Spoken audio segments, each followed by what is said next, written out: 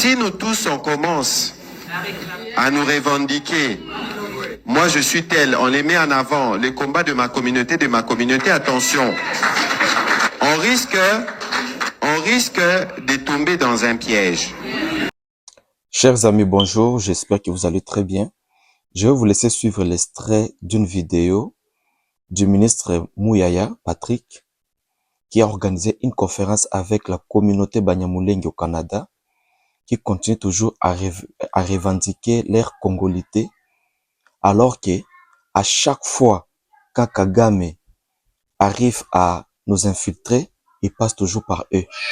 Si nous tous on commence à nous revendiquer, moi je suis tel, on les met en avant, les combats de ma communauté, attention, on risque de tomber dans un piège. Alors je reviens spécifiquement sur votre question. N'oubliez pas que nous avons un chargé des missions du président de la République qui est issu de la communauté qui est la vôtre. Et que les questions de ce qui se passe actuellement dans les hauts plateaux, c'est des questions qui nous préoccupent tous. Mais parce que vous avez parlé d'histoire, il fallait peut-être rappeler aux uns et aux autres que les Banyamulenge et ceux qui sont dans les hauts plateaux n'ont jamais été comme communauté alliée du Rwanda. Au contraire, depuis 96, peu plus tôt d'ailleurs, les Rwandais ont amené les Red Tabara là-bas, qui sont des rebelles qui veulent faire tomber le pouvoir au Burundi, qui vous tuent et vous massacrent. Et aujourd'hui, nous, comme République démocratique du Congo, souvenez-vous, septembre 2019, le président de la République l'a dit à Londres que les Banyamulenge étaient des Congolais. Alors, ne tombons pas non plus dans les pièges, parce que quand j'entends les Banyarwanda, vous savez, ces questions-là, c'est des questions qui sont d'une grande sensibilité. Nous sommes, je rappelle que nous avons 9 pays voisins. On a des langues qui sont parlées des parts et d'autres.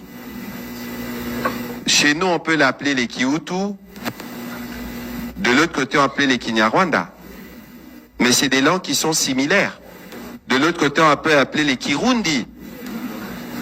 Alors, il faut que nous tous, c'est pour ça que dans cette guerre, je nous conseille à nous tous de bien lire notre histoire, d'où nous venons. Parce qu'au sens de la Constitution, je crois qu'il est dit que les peuples qui sont arrivés en RDC dans les années 60 sont considérés comme tels. Alors, s'il vous plaît, par rapport à la vision de grandeur que nous avons pour notre pays, apprenons à nous accepter. Première chose. Deuxième chose, spécifiquement sur la question de Banyamulenge, mais le premier qui discrimine les Banyamulenge, c'est Paul Kagame, parce qu'il sait justement que dans notre communauté, il y a des susceptibilités ou des sensibilités. Il joue sur cette question pour dire, ah voilà, lorsqu'il joue sur cette question, les Congolais s'énervent, moi je vais aller protéger les Banyamulenge et moi, je massacre les tels. Les autres communautés s'élèvent et ils créent la division chez nous.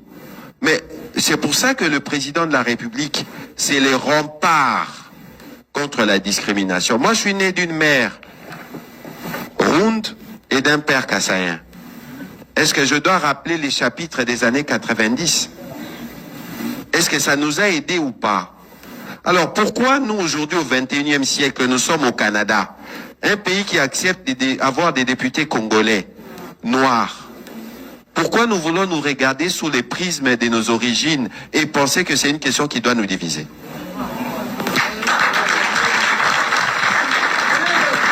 Alors, j'évolue sur la question de M. Mbanza. Votre communauté, c'est l'autre communauté qui est victime, parmi les premières victimes des agissements du président rwandais. Actuellement, dans les Rutshuru, on a enregistré, on continue d'enregistrer des massacres. C'est essentiellement les peuples Hutus qui payent le prix.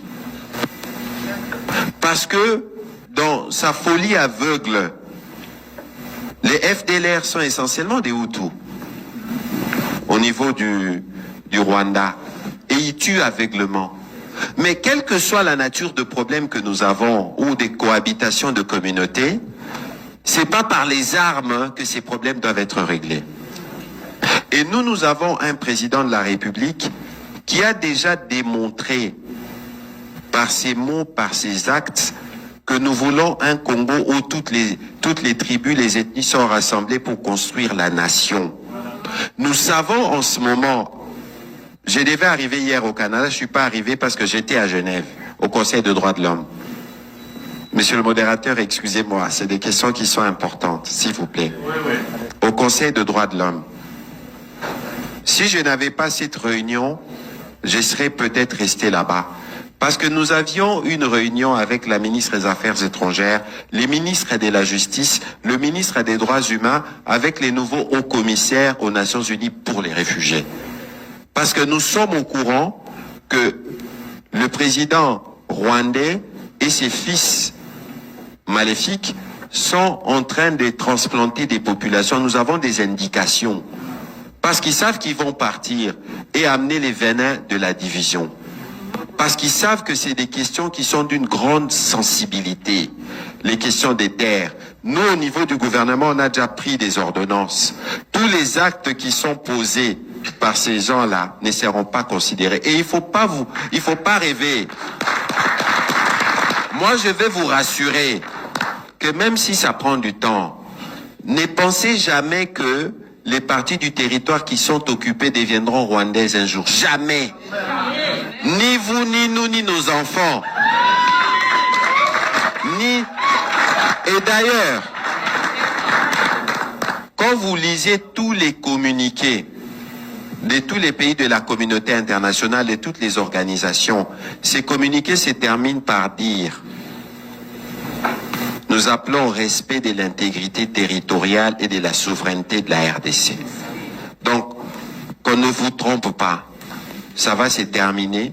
Nous allons recouvrer l'autorité sur notre territoire et nous allons y faire régner la loi. Voilà.